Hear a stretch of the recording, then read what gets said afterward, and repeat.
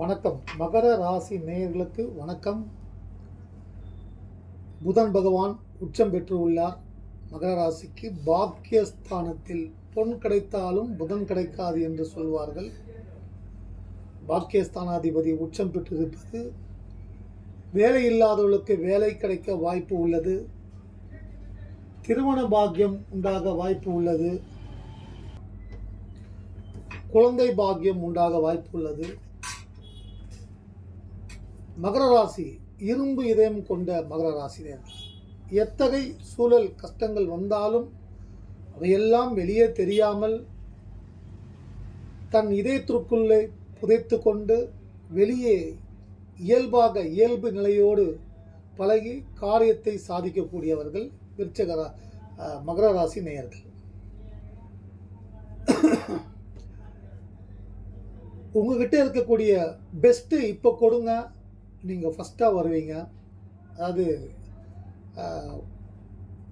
எந்த அளவுக்கு உங்கள்கிட்ட திறமை இருக்கோ அதை பயன்படுத்துங்க. இந்த நேரம் உங்களுக்கு சாதகமான நேரம். குரோதி வருடம் புரட்டாசி மாதம் 10ஆம் நாள். இன்று மாலை 5:32 வரைக்கும் நவமி திதி, பின் தசமி திதி ஆரம்பம். இன்று மாலை புனர்பூசம் நட்சத்திரம். இன்று அமிர்த யோகம். இது இந்த வார கிரகநிலைகள். மகர ராசிக்கு தனஸ்தானத்தில் சனீஸ்வர பகவான், மூன்றில் ராகு, பாவகிரகங்கள் 3ஆம் இடம், 6ஆம் இடம், 11ஆம் இடம் வருவது யோகம் என்று சொல்வார்கள். மூன்றாம் வீட்டில் ராகு. வெளிநாடு தொடர்பு முயற்சி செய்வதற்கு அது இந்த நேரம் கைகூடும். கிரக நிலைகள் சாதகமாக உள்ளது. பூர்வ புண்ணியஸ்தானத்தில் குரு. புத்திரர்கள் மூலம் சில பிரச்சனைகள் வரும், அல்லது மகன்கள் இவர்களால் சில சங்கடங்கள் ஏற்படும். அது ஏற்படாமல் இருக்க குரு பகவானுக்கு, நவ கிரகத்தில் இருக்கக்கூடிய குரு பகவானுக்கும் குரு தட்சிணாமூர்த்தி பகவானுக்கும் தீபம் ஏற்றி வழிபடுவது நல்லது. 6ஆம் இடத்தில் செவ்வாய் சந்திரன். 9ஆம் இடத்தில் குரு பார்வை பெறுகிறார் புதன் பகவான். புதன் பொன் கிடைத்தாலும் புதன் கிடைக்காது. செல்வத்திற்கு அதிபதி, கல்விக்கு அதிபதி, கலைகளுக்கு அதிபதி. நீங்கள் எந்த துறையில் இருந்தாலும் உங்கள் திறமைகளுக்கு ஏற்ப சன்மானம் இப்பொழுது கிடைக்கும், வெற்றி கிடைக்கும். இது அமோகமான நேரம். இந்த நேரத்தை பயன்படுத்திக் கொள்வது நல்லது. அடுத்து 10ஆம் இடத்தில் 10 குடையவன் ஆட்சி பலம் பெற்றுள்ளார் சுக்கிர பகவான். இது தற்போதைய கிரக நிலைகள். மகர ராசி நேயர்களில் எனக்கு தெரிந்து கிட்டத்தட்ட ஒரு மகர ராசி நேயர்கள், அதாவது ஆராய்ச்சி என்பது என்னவென்றால், தன்னிடம் வரக்கூடிய ஒரு குறிப்பிட்ட ராசி, ஒவ்வொரு ராசிகளுக்கும் தனித்தனியே நாம் கணக்கிட்டு இவர்களுக்கு என்னென்ன வாழ்க்கையில் ஏற்படுகிறது, என்னென்ன கிரகங்கள் எந்தெந்த ஸ்தானத்தில் உள்ளது என்பதை வைத்துத்தான் ஆராய்ச்சியின் மூலம் ஒரு கருத்து வெளிப்படும். இது அதன் அடிப்படையில் இப்பொழுது மகர ராசி நேயர்களுக்கு ஒரு 50% பேர்களுக்கு யோகமான நேரம். வீடு நிலம் வாங்க, சுப நிகழ்ச்சிகள் நடக்க, கிரகப்பிரவேசங்கள் நடக்க, திருமணமாகாதவர்களுக்கு திருமண பாக்கியம் உண்டாக, மாணவர்களுக்கு ஒரு அற்புதமான பொற்காலம் என்று சொல்லலாம். இந்த நேரம் புதன் பகவான் ஆட்சி உச்சம் பெற்று உள்ளார். பாக்கியஸ்தானத்தில் பூர்வீக சொத்துக்கள் மூலம் உங்களுக்கு ஆதாயம் உண்டாகும். நிலம் வீடு இது போன்ற நிலம் வீடு, உணவுத்துறை, மருத்துவத்துறை, காவல்துறை அதிகாரிகள் இது போன்ற ஸ்தானத்தில் வேலை செய்யக்கூடிய மகர ராசினியர்களுக்கு நிறைய நன்மைகள் உண்டாகக்கூடிய நல்ல நேரம் இது. உங்கள் ராசிக்கு சூரிய தசை ஆரம்பமாக இருக்கும். மகர ராசிக்கு சூரிய தசை முதல் தசையாக இருக்கும். அதாவது உத்திராட நட்சத்திரம், திருவோண நட்சத்திரம் சந்திர தசை ஆரம்ப தசையாக இருக்கும். அவிட்டம் செவ்வாய் தசை ஆரம்பமாக இருக்கும். செவ்வாய் திசையில் பிறந்தவர்கள் முருகப்பெருமானை வழிபடுவது யோகங்களை கொடுக்கும். உங்கள் ராசியில் மட்டும்தான் செவ்வாய் பகவான், பகை கிரகமான செவ்வாய் பகவான் உச்சம் பெறுகிறார். மகர ராசினியர்கள் திருமண பொருத்தம் மட்டும் சரியாக பார்த்து திருமணம் செய்துவிட்டால் அவர்கள் வாழ்க்கை உயர்வடையும். அவர்கள் சென்ற இடம் விருத்தியாகும். மகர ராசினியர்கள் ஏழரை சனியால் பாதிக்கப்பட்டவர்கள் பலர், அவர்கள் 50%. ஏழரை சனியால் பாதிக்கப்பட்டு இன்னும் அந்த பாதிப்பிலிருந்து விலகாமல் கடன் நிறையா இருக்குது. நான் ஓடி ஓடி உழைக்கிறேன், என்னால் டெவலப்மெண்ட் பண்ணவே முடியல, நின்ன இடத்துல நின்று இருக்கேன், ஒன்றுமே கிடையாது என்கிட்ட அப்படின்ற நிலையில் நிறைய பேர் இருக்காங்க. சில பேருக்கு ஹெல்த் இஷ்யூ இருக்கும். உடல் ஆரோக்கியம், வயிறு சம்பந்தமான பிரச்சனைகள், கால் சம்பந்தமான பிரச்சனைகள், பல், கண், மூக்கு எல்லாம் உடலில் எந்தெந்த உறுப்புகள் எது இருந்தாலும் அதன் மூலமாக பிரச்சனைகள் சில பேர்களுக்கு இருக்கும்.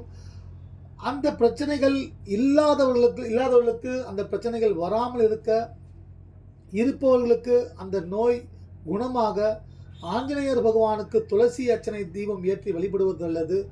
சுதர்சன ஸ்லோகம் சொல்வது நல்லது. சுதர்சன ஸ்லோகம் சொல்வதால் வீட்டில் இருக்கக்கூடிய இருள், மற்றவர்கள் உங்கள் மீது வைக்கக்கூடிய கண் திஷ்டி அல்லது உங்களுக்கு மறைமுகமாக செய்வினை, அது நிறைய பேருக்கு அது ஒரு நம்பிக்கை இருக்குது. திடீர்னு ஒரு பாதிப்பு வந்தால் யாரோ எதாவது பண்ணிட்டாங்களான்ற ஒரு கேள்வி மனிதனுக்கு இயற்கையாக எழுகிறது. அது போன்ற நிலையில் இருப்பவர்கள் சுதர்சன ஸ்லோகம் வீட்டில் கேட்பது அல்லது சொல்வது நல்லது.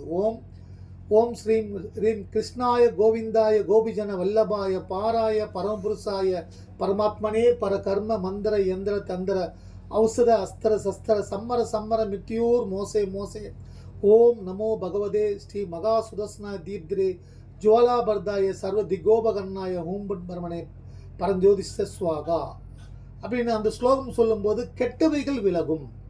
பெருமாள் தரிசனம் யோகத்தை கொடுக்கும். மகர ராசினியர்கள், மகர லக்னக்காரர்களுக்கும் இது பொருந்தும். செவ்வாய் மகாவிஷ்ணு பெருமாளை வழிபடுவது, வெங்கடேச பெருமாளை வழிபடுவது யோகம் உண்டாகும். திருப்பதி சென்று வந்தால் பலவிதமான நன்மைகள் உண்டாகும். மறுமணத்திற்காக காத்து கொண்டிருப்பவர்களுக்கு இப்போ இருக்கக்கூடிய குரு பார்வை நிச்சயம் நல்ல நேரமாக இந்த நேரம் உள்ளது. நீங்கள் முயற்சி செய்தால் மறுமணம் ஆகக்கூடிய வாய்ப்பு உள்ளது. மாணவர்களுக்கு எந்தவித தடையும் இல்லை. ஒரு அற்புதமான பொற்காலமாக அவர்கள் வாழ்க்கையில் இந்த காலகட்டத்தை நீங்கள் எதிர்பாராத இடத்தில் எதிர்பார்க்காத உதவிகள் உங்களுக்கு கிடைக்கக்கூடிய வாய்ப்பு உண்டு. கடன் விலக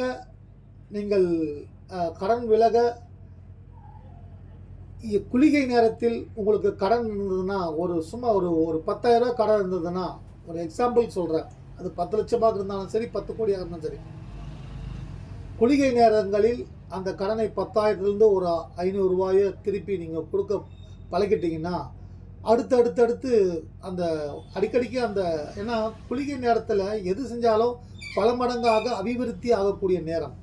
அது விரைவில் கடன் அடைந்துவிடும். வாழ்க்கையில் நிம்மதியோடு வாழலாம். அடுத்து அவிட்ட நட்சத்திரக்காரர்கள் அதன் செவ்வாய் தசையில் பிறந்திருப்பார்கள். கோபத்தை குறைத்து கொண்டால் வாழ்க்கையில் நிம்மதி, சந்தோஷம் உங்களுக்கு நிரந்தரமாக சொந்தமாகும்.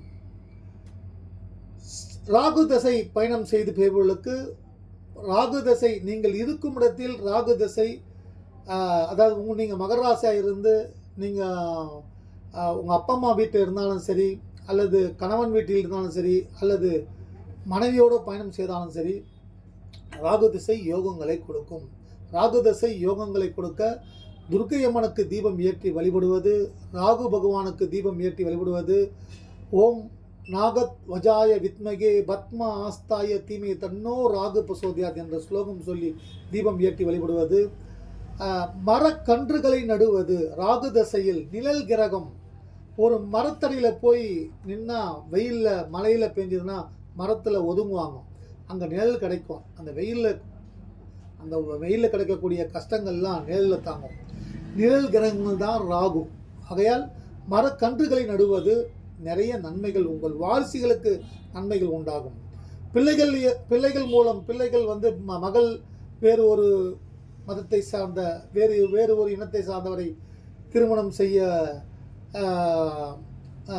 காதலிக்கிறார், நாங்கள் அதுக்கு ஒத்துக்கவில்லை, அப்படி இப்படின்னு நிறைய பிரச்சனைகள், அது மாதிரி தடங்கல்கள் இருந்தால் அவையெல்லாம் இப்பொழுது இனி சரியாகி உங்கள் வீட்டில் சந்தோஷம் உண்டாகும். திருவான்மையூர் மருந்தீஸ்வரர் கோயிலுக்கு சென்று தீபம் ஏற்றி வழிபட்டால் தோஷம், அதாவது உடல் ஆரோக்கிய பிரச்சனைகள் வராமல் ஒரு பாதுகாப்பு வளையத்தை போட்டுக்கொள்ளலாம். சிவபெருமான் அவரே மருந்து கொடுக்கும் ஆண்டவனாக அந்த அந்த ஸ்தலத்தில் அருள் பாலிக்கிறார். அவரை வழிபடுவது யோகம் உண்டாகும். அடுத்து குரு தசை நடந்தால், குரு தசையில் நிறைய சிக்கல்கள் ஒரு சிலருக்கு ஏற்படும். ஒரு குறிப்பிட்ட பிறர்களுக்கு மட்டும் உங்கள் சுய ஜாதகத்தில், இது பொதுப்படையான பதிவு தான். இது அவரவர் சுய ஜாதகத்தில் கிரக நிலைகள் எங்கெங்கு இருக்கிறதோ அதற்குண்டான தெய்வங்களை கிரகங்கள் இருக்கிறதோ அதற்குண்டான திசைகள் நடக்கும் பொழுது அதற்குண்டான பலன்கள் கிடைக்கும். அது பாவஸ்தானத்தில், எந்த பாவத்தில் இருக்கிறதோ அது விரயஸ்தானத்திலோ அல்லது மறைவு ஸ்தானங்களிலோ இருந்தால் அது அந்த கிரகங்கள் மூலம் உங்களுக்கு கெடுதல்கள் வரும், கெட்டது நடக்கும். அது கெட்டது நடக்காமல் இருக்க சனீஸ்வர பகவானுக்கு எல்தீபம் ஏற்றி வழிபடுவது. சனியோட ஆதிக்கம், ஏற்கனவே நீங்கள் சனி பகவானோட ஆதிக்கம் பெற்ற ராசி. இப்போ சனி பகவான் 7.5 சனி வாழ்நாளில் 30 ஆண்டுகளுக்கு ஒரு முறை 7.5 சனி உங்கள் ராசியில் பயணமாக கடந்து செல்லும். இப்பொழுது 2ஆம் வீட்டில் தனஸ்தானத்தில் சனி பகவான் குடும்பத்தில் ஏற்படக்கூடிய சங்கடங்களை எல்லாம் தீர்க்க இந்த நேரம் உங்களுக்கு சனீஸ்வர பகவான் அருள்பாலிப்பார். சனீஸ்வர பகவானுக்கு ஓம் நீலாஞ்சன சமாபாசம் ரவி புத்திரம் யமாக்கிரஜம் சாயா மார்த்தாண்டம் சர்வ சம்பூதம் தம் நமாமி சனைச்சரம் என்ற ஸ்லோகம் சொல்லி தீபம் ஏற்றி வழிபடுங்கள். சனி தோஷங்கள் நீங்கி நன்மைகள் உண்டாகும். கடன் விலகும், கடன் படிப்படியாக குறையும். வியாபாரம், பதவி உயர்வு, சம்பள உயர்வு கிடைக்கக்கூடிய வாய்ப்புகள் உண்டாகும். குரு தசையில் பல பேர், ஒரு சிலருக்கு மட்டும்தான் குரு தசை யோகம் கொடுக்கும். பல பேர்களுக்கு குரு தசை வரையாதிபதி தசையாக இருப்பார். குரு பகவான் உங்கள் ராசியில் நீச்சம் பெற்றிருப்பார். அதனால குரு தசையில மகர ராசி நேயர்களுக்கு பார்த்தீங்கன்னா அப்படியே அக்னி மேல, நெருப்பு மேல நிற்கிற மாதிரி எல்லாத்தையும் இழந்து விடுவார்கள். கவலை வேண்டாம். அதாவது 30-35 வயசுக்குள்ள 40 வயசுக்குள்ள நீங்க எல்லா செல்வத்தையும் இழந்து விட்டீர்கள் என்றால் மீண்டும் இந்த நேரத்தில் இழந்த செல்வங்கள் மீண்டும் கொடுக்கக்கூடிய காலம் சனீஸ்வர பகவான் அமர்ந்து உள்ளார். சனி போல் கொடுப்பவர் எவரும் இல்லை, சனி கொடுக்க தடுப்பவர் யாரும் இல்லை.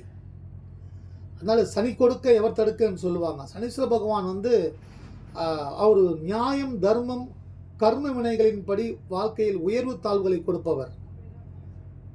சங்கடம் தீர்க்கும் சனீஸ்வர பகவானே மங்களம் பொங்க மனமைத்தருளுவாய், சச்சரவின்றி சனீஸ்வர தேவே இச்சகம் வாழ நின்னரில் தாத்தா ஓம் சாந்தி ஓம் சாந்தி என்ற ஸ்லோகம் சொல்லி தீபம் ஏற்றி வழிபடுங்கள்.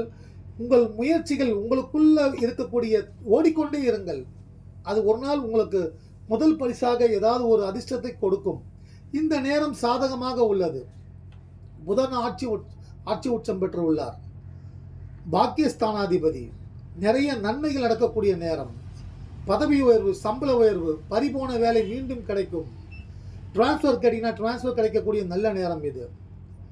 அல்லது வெளிநாட்டில் இருந்து இந்திய நாட்டு தாய்நாட்டிற்கு வர முயற்சி செய்து அதற்குண்டான சூழல் அமையாமல் இருந்தால் இந்த நேரம் அமையக்கூடிய வாய்ப்புகள் உங்களுக்கு உண்டு. 3ஆம் இடத்தில் இருக்கக்கூடிய ராகு பகவான் நேரடியாக புதனின் பார்வை நேரடியாக ராகுவின் மீது. அப்போ வெளிநாடு சம்பந்தமான பிரச்சனைகள் எல்லாம் உங்களுக்கு கைகூடும். வெளிநாட்டில் சென்று படிக்க அது இந்த நேரம் சாத்தியமாகும். வெளிநாட்டில் வியாபாரங்கள் செய்பவர்கள் அல்லது வெளிநாட்டு வேலையில் இருப்பவர்களுக்கு ஏதாவது சங்கடங்கள் இருந்தால் அவைகள் எல்லாம் தீரக்கூடிய நல்ல நேரம் இது. ராகு வேற்று மொழியை சேர்ந்தவர். அதிக ஆசைகளை கொடுப்பார். கனவுகளின் இருப்பிடம் ராகு. பிரம்மாண்டம், எதுவுமே பிரம்மாண்டமாக அவங்களுடைய கனவுலாம் இருக்கும். இப்போ அதெல்லாம், அந்த கனவெல்லாம் நினைவாகக்கூடிய நல்ல நேரம் இது. மகர ராசியை பொறுத்த மட்டில் தற்போதைய கிரக நிலைகள், சுக்கிரன் 10ஆம் இடத்தில், சுக்கிரன் தொழில் ஸ்தானாதிபதி சுக்கிரன் ஆட்சி பலம் பெற்று உள்ளார். நிறைய நன்மைகள், தொழில் வளர்ச்சி, டெவலப்மெண்ட் எல்லாமே நல்லது நடக்கும். அதாவது கெடுதல்கள் இருந்தால் அவையெல்லாம் விலக யோக லக்ஷ்மி நரசிம்மருக்கு தீபம் ஏற்றி அர்ச்சனை செய்யுங்கள். உங்கள் முயற்சிகளை தொடருங்கள். மகர ராசினியர்களுக்கு நல்ல ஆரோக்கியமும் செல்வமும் சந்தோஷம் மகிழ்ச்சியும் உலகில் உள்ள அனைத்து மகர ராசினியர்களுக்கும் அனைத்து மதத்தை சார்ந்த மகர ராசினியர்களுக்கும் இந்த காலகட்டம் தீர்க்க ஆயுளும் பூரண ஆரோக்கியமும் சந்தோஷமும் மகிழ்ச்சியும் செல்வமும் பெருமாள் அருளாலும் விநாயகப் பெருமான் அருளாலும் சூரிய பகவான் அருளாலும் கிடைக்கட்டும். நன்றி, வணக்கம்.